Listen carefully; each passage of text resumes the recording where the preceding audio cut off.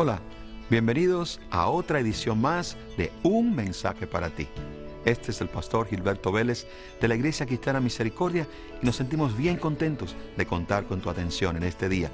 Durante el transcurso de nuestro programa tendrás información interesante con relación a nuestro ministerio, horarios y dirección. Ahora, por favor, disfruta de este mensaje.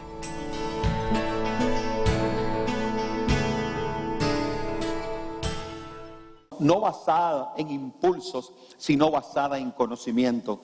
El hombre y la mujer de Dios ha sido diseñada en la cruz del Calvario para tomar decisiones que están basadas precisamente en el conocimiento de la palabra del Señor. Un conocimiento que nos eleva a nosotros a una dimensión sobrenatural. Un conocimiento que permite que usted y yo, no importando la circunstancia, no importando el momento en el que nos encontremos, podamos nosotros apreciar las circunstancias de la vida desde una perspectiva sana y saludable que nos permita a nosotros, aun cuando la situación sea difícil, aun cuando la situación sea de aflicción, nos permita a nosotros poder observar algo importante de parte de Dios en medio de todo ello. Eso trae a nuestra vida una tranquilidad, trae a nuestra vida una paz y trae a nuestra vida una seguridad. Por lo tanto, mis decisiones irán conforme a lo establecido por el Señor, aun cuando probablemente yo no pueda con mi mente humana, lógica y natural, entender o comprender la extensión de lo que yo estoy haciendo. Definitivamente, cuando nos sentimos a veces impotentes ante una situación, nos sentimos impotentes ante una circunstancia y a veces quisiéramos nosotros poder entender a profundidad. Amado, hay situaciones, hay circunstancias, hay momentos en nuestra jornada por este planeta que es imposible que en nuestra mente haya una explicación que pueda satisfacer la curiosidad humana que tú tienes. Es imposible. Por ello es que nosotros necesitamos vivir en una dimensión donde lo que es contrario a mi pensamiento humano sea sencillamente una oportunidad para experimentar el conocimiento de Dios en una dimensión increíble para nuestras vidas. Por lo tanto, esto nos lleva a vivir a nosotros una vida saludable y esto no es un asunto de la iglesia de hoy día. Esto es un asunto desde los tiempos muy antiguos y creo que esta fue una de las luchas y de las grandes luchas que el apóstol Pablo enfrentó con las iglesias. Precisamente descansaba en ese aspecto de la manera en la que la iglesia estaba mirando las circunstancias de la vida. El apóstol Pablo tuvo un gran reto, sobre todo con la iglesia de Corintios. El problema en la iglesia de Corintios era que después de haber él expresado el evangelio de Jesucristo, haber enseñado la palabra del Señor, haber formado la iglesia estaba comenzando a sufrir un problema, estaba comenzando a experimentar un flujo de enseñanzas y de doctrinas, las cuales eran el resultado de que había hombres y mujeres dentro de la iglesia en Corintios, los cuales estaban observando las circunstancias de la vida desde una perspectiva completamente diferente a la perspectiva sobrenatural que el Señor había establecido, que el evangelio estaba estableciendo. Por lo tanto, ellos comenzaron a mirar las cosas desde otra perspectiva y eso comenzó a trastornar el pensamiento de la iglesia y comenzaron a experimentar en sus vidas ciertas cosas y cierta confusión y cierto desorden que comenzó a causar un malestar. El apóstol Pablo enfrenta a ello y el apóstol Pablo no va en contra de los falsos maestros, no. Él no pierde tiempo en atacar a una doctrina en específico. El apóstol Pablo comienza a disertar con el pueblo del Señor y comienza el apóstol Pablo a ir precisamente a atacar el problema en su raíz. Él se da cuenta que es la perspectiva, que es como la gente está mirando las cosas, como están analizando las cosas. Y él cree que es necesario que el pueblo entienda quiénes somos nosotros cómo nos ha diseñado el Señor y por qué de esa manera nos ha diseñado, de manera que podamos nosotros entender, iglesia, que nosotros como hombres, como hijos e hijas del Señor, el Señor nos ha tocado, nos ha estremecido y ha colocado dentro de nosotros una habilidad sobrenatural por el poder del Espíritu Santo que me permite a mí poder mirar las cosas y poder tener una perspectiva clara y real, porque en mí hay la manifestación de dos naturalezas, las cuales llega un momento, se complementan para creer lo que nadie es capaz de creer. Sea el nombre de Dios alabado. Porque aun cuando mi naturaleza humana se niega a reconocer la intervención del Espíritu, cuando el conocimiento de Dios nos inunda, aún nuestra naturaleza humana se somete al conocimiento divino. Bendito sea el nombre del Señor. Quiero que abramos nuestra Biblia primero en el libro de Santiago. Voy a ver unos versículos conocidos por nosotros, pero en esta mañana quiero extraer de ellos unas enseñanzas que quiero dejar en su corazón muy especiales. En el libro de Santiago, el libro de Santiago es interesante. Santiago se le conoce como uno de los hermanos de Jesús, hermano de carne, un carnal de Jesús, un hermano de carne, y escribe esta carta, pero esta carta es interesante, porque si nosotros nos vamos al primer versículo, hay dos puntos interesantes, y en este día, el título de que le puse a este sermón es: no existen momentos amargos sin oportunidades extraordinarias. No existen momentos amargos sin oportunidades extraordinarias. En capítulo 1 de Santiago y versículo 1, dice: Santiago, siervo de Dios y del Señor Jesucristo, a las 12 tribus que están en la dispersión. Vamos a dejarlo ahí. Hay dos cosas importantes. Número uno, la palabra, cuando él se presenta, él dice: yo soy un siervo de Dios y del Señor Jesucristo. La palabra siervo que usted ve ahí, en español utilizamos la traducción siervo, pero si nosotros nos vamos al original griego, el escritor utilizó la palabra griega doulos, utilizó la palabra doulos, y la palabra doulos significa esclavo, significa esclavo. Él está diciendo en esta porción: Santiago, esclavo de Dios y del Señor Jesucristo. Ahora bien, ¿por qué razón Santiago utiliza una terminología tan drástica, tan fuerte, tan difícil? Precisamente cuando está hablando a un pueblo que dice, identifica, está en la dispersión, y la palabra dispersión que usted ve ahí, él utilizó la palabra dispersión y le llamó, en el griego es diáspora. La palabra diáspora, dispersión en griego, diáspora. Y diáspora se hace referencia a los judíos que habían salido de Palestina y habían sido llevados a tierras y lugares gentiles. Era una iglesia viviendo fuera del área de la Palestina, en lugares donde precisamente toda su doctrina, todo lo que ellos creían, iba a ser cuestionado en cada momento. Sin embargo, regresemos a la palabra siervo, regresemos a la palabra esclavo. Utiliza este vocablo, pero es que hay tres cosas que describían o delineaban o definían la actitud de un esclavo en los tiempos de Jesucristo. Para nosotros mencionamos la definición occidental de esclavitud, para nosotros es muy fea. Nosotros tenemos un estigma en cuanto a esa palabra y se nos habla de esclavitud y se nos lleva a maltrato. Pensamos en maltrato, pensamos en abuso, pensamos en tantas cosas que, dicho sea de paso, probablemente fueron todas verdad y sí fueron verdad. Sin embargo, cuando nosotros vemos aquí que él utiliza la palabra doulos, esclavo de Dios y del Señor Jesucristo, hay tres cosas que delinean y definen esa palabra. Número uno, él se pone y se denomina a sí mismo esclavo.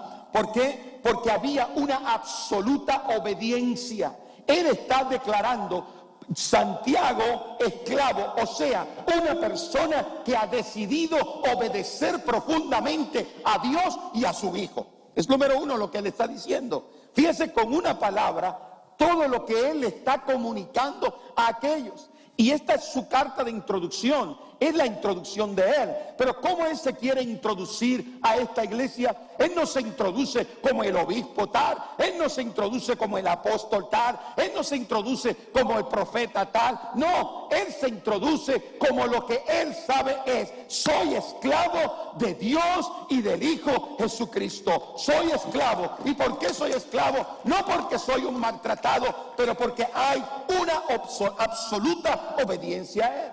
Lo segundo que él establece, esta palabra doulos, es que no solamente tiene absoluta obediencia a Dios, sino también hay una absoluta humildad que caracteriza a la persona. En otras palabras, él se enfrenta a ellos y les saluda: yo soy un esclavo, yo estoy comprometido con Dios y con su Hijo profundamente, yo soy una persona humilde. En otras palabras, él había logrado un factor sobrenatural y divino en él. Él había logrado sobrepasar la arrogancia del hombre que nos detiene a nosotros a veces de someternos a la perfecta voluntad de Dios. Si hay algo duro en nuestra vida, es nuestra arrogancia humana, que nos impide a veces y nos hace y nos mueve a veces a argumentar contra los designios divinos.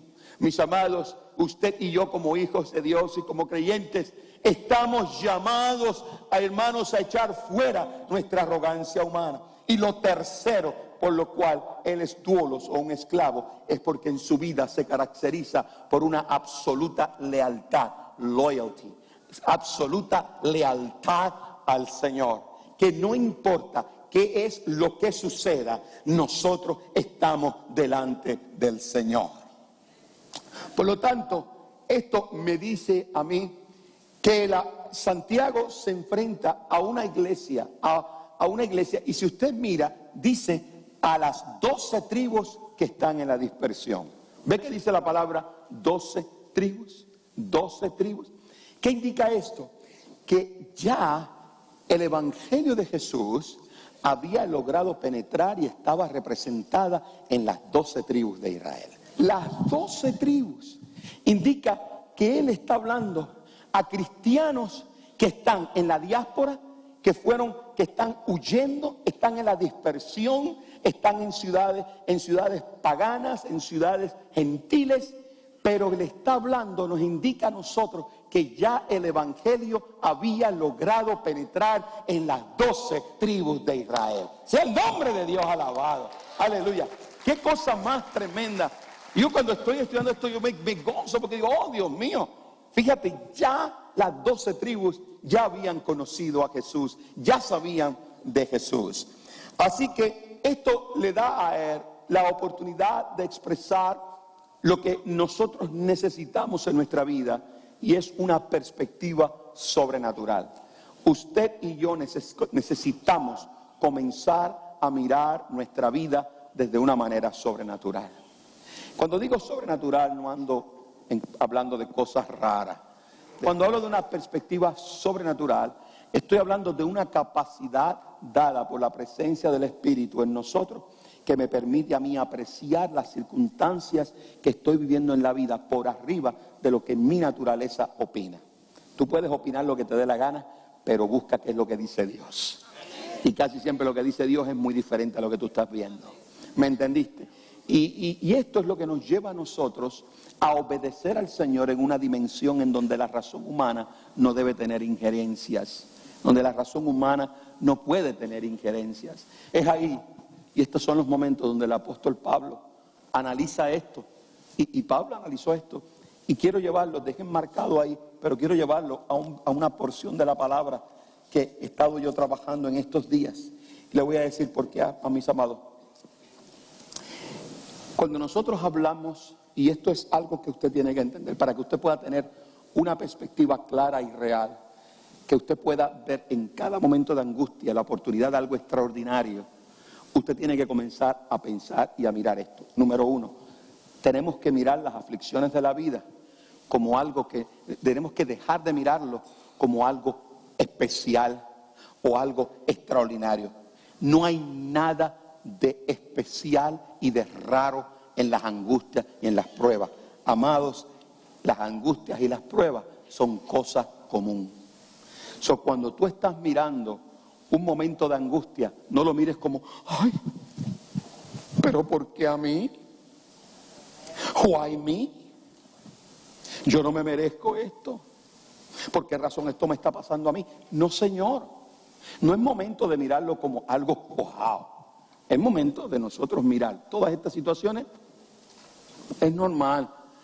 This is part of my DNA. Esto es parte de lo que yo estoy viviendo y tengo que vivir. Lo tengo que vivir. ¿Por qué razón, amados? Porque cuando nosotros podemos mirarlo esto de esta manera, vamos a hacer lo opuesto a lo que el hombre común hace. El hombre común a veces pierde mucho tiempo en la vida y pasa mucho tiempo en la vida e invierte mucho tiempo considerable tratando de entender las razones por qué las cuales está pasando esa aflicción.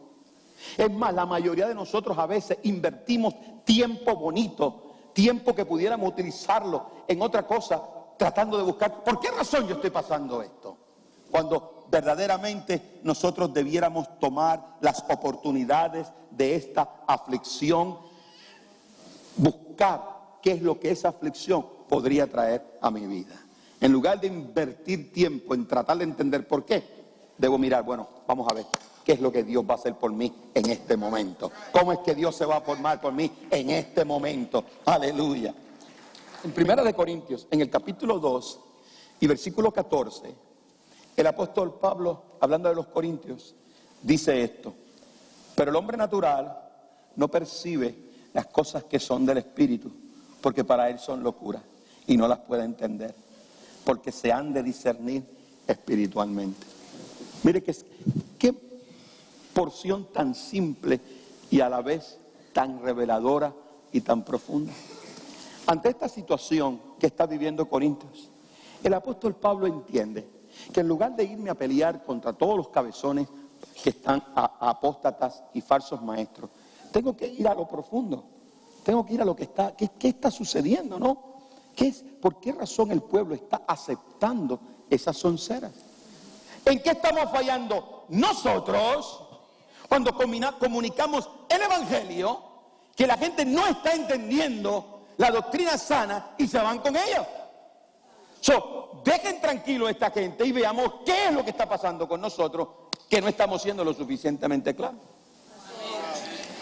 ¿O qué imagen estamos nosotros proyectando del Evangelio? Que la gente prefiere seguir creyendo a sandeces como esas. Eso es lo que tenemos que ver, ¿no? Esto lo vivimos hoy día, pero esto no es un asunto nuevo. Pablo estaba mirando este asunto ya en Corinto. Él invirtió mucho tiempo enseñando la palabra y ahora está teniendo sandeces allí que estaban surgiendo en la iglesia. Entonces, él le dice, mire, es que esto es el problema. Hay un hombre natural y hay un hombre espiritual, ¿no? Dice, el hombre natural tiene una incapacidad, ¿ok? El hombre natural tiene una incapacidad para percibir las cosas que son del Espíritu. O sea, no es que el hombre natural sea malo, es que no puede entender otra cosa. Entendamos que el problema de la gente es que no puede entender las cosas que son del Espíritu. Tienen una incapacidad. Porque él dice que porque son de, decir la cosa, porque para él son locura. Claro, todo lo que el hombre no puede explicar con su razón es locura. Mire, hermano, jamás en la vida Pablo ni nadie ha dicho que nosotros los cristianos somos locos. Yo no soy ningún loco. Lo que pasa es que la manera en que yo veo las cosas, para el que no las entiende, es una locura. Y dice, no las puede entender porque esas cosas hay que discernirlas espiritualmente. Utilizó la palabra discernir. Y tú sabes lo que es la palabra discernir. Indica que no las trató de entender. Hay cosas que no se pueden entender, se tienen que discernir. Porque el discernimiento me otorga a mí una capacidad de poder apreciar y tener una perspectiva completa, correcta y divina que va por arriba de lo que mi mente me pueda decir. Sea el nombre de Dios alabado. Y cuando nosotros hacemos un cross-reference entre Corintios y nos vamos a Santiago, podemos entender que hay una cadena, hay un eslabón ahí. Aquel dice esto y este nos lleva a nosotros a motivarnos al desarrollo de esa perspectiva. Pero el versículo 2 dice, hermanos míos, tened ¿por qué? Dice que cuando tú estés en medio de la aflicción, ¡gózate!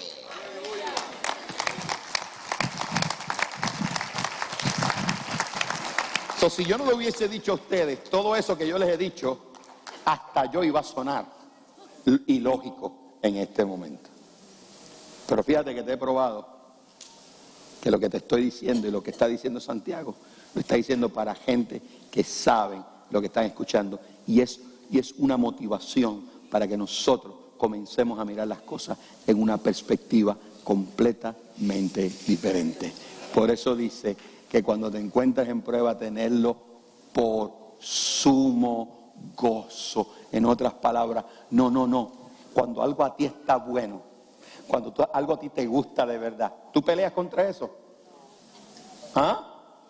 No. Tener por sumo gozo indica que tu actitud reconozca delante de Dios y de todos que lo que tú estás viviendo, tú lo estás viviendo y tú lo estás enfrentando en la seguridad que tú no estás solo, Él está contigo. Por eso es el gozo. Dale ese aplauso al Señor.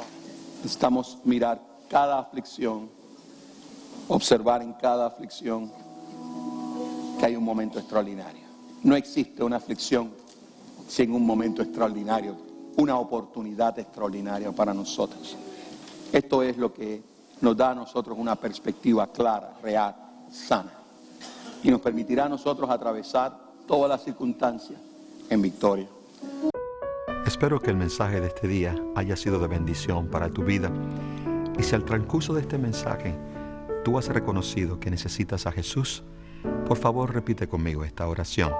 Señor Jesús, te invito a mi corazón, te reconozco como mi Salvador personal y te pido perdón por mis pecados.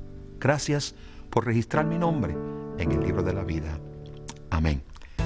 Si tú has respondido a este mensaje de esta forma, yo te invito a que nos visites en el 4519 East Delmar Boulevard, aquí en Laredo, Texas, en el auditorio de la Iglesia Cristiana Misericordia. Si el mensaje de este día fue de bendición y deseas escucharlo nuevamente, puedes llamarnos al 956-712-2484 y pedir tu copia. Dios te bendiga y esperamos verte en nuestra próxima edición.